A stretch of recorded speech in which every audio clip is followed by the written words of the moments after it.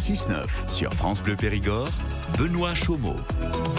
Les incontournables ce lundi avec le coup de cœur de Christine Ribérex, journaliste chez Bien en Périgord. Bonjour Christine. Bonjour Benoît. Vous nous partagez ce matin un appel à la générosité d'un endroit que vous êtes allé visiter, pas très loin de Douzillac. Ça s'appelle l'Arche du Moulin d'Alexa et d'Angie. C'est quoi cet endroit ? Alors, cet endroit que nous avons déjà visité en 2021 et en 2022, nous revenons voir régulièrement Alexa, donc Alexa Tamarel, qui a créé une association l'année dernière et qui depuis 3 décennies accueille des animaux abandonnés, en souffrance, accidentés. Elle ne sait pas dire non aux animaux et elle est souvent sollicitée, notamment par la SPA, par la LPO, elle est sollicitée aussi par l'association Phoenix. Elle soigne.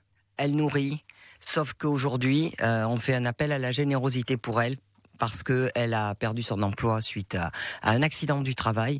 Et aujourd'hui, elle a de plus en plus de mal à nourrir et à soigner, parce que lorsqu'on lui confie des animaux qui sont accidentés ou malades, eh bien, elle doit acheter les médicaments. S'il y a besoin d'une opération, c'est assez frais.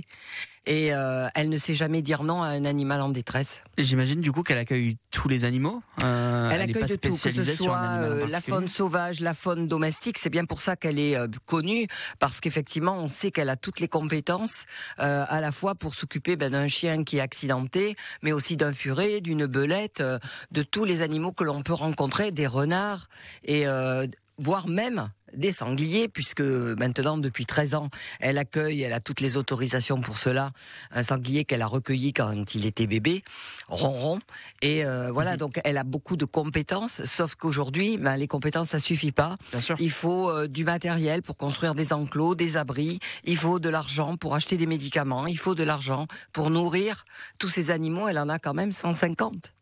Pourquoi elle s'est lancée dans cette aventure ? Parce qu'Alexa, elle aime les animaux et qu'elle ne sait pas dire non, et que ce qui la fait vibrer, ce qui l'anime, c'est porter secours à tout animal. Quel qu'il soit. Et c'est chez elle qu'elle a aménagé ces installations ?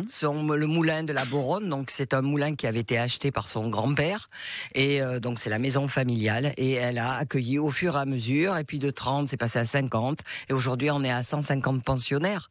Donc parfois on lui confie le temps de soins, mais souvent ce sont des gens, voire même, qui lui abandonnent les animaux devant sa porte. Donc elle se retrouve avec des animaux. Elle ne dit pas non, mais à un moment donné, il faut quand même ce qu'il faut pour pouvoir conserver cette possibilité de les accueillir dans de bonnes conditions. Et vous relayez donc cet appel à la générosité. Oui. Comment on peut l'aider ?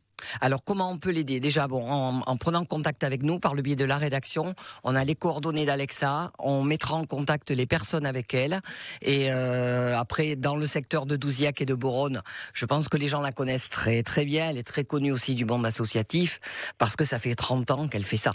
Bon voilà, dons financiers, j'imagine, dons matériel aussi. Dons matériel aussi, de la nourriture, bien sûr de l'argent, parce que parfois peut-être même les cliniques vétérinaires, les gens quand ils ramènent des médicaments qui sont pas encore périmés mais qui ont été entamés, pas finis, voilà, tout ça, ça peut l'aider au quotidien.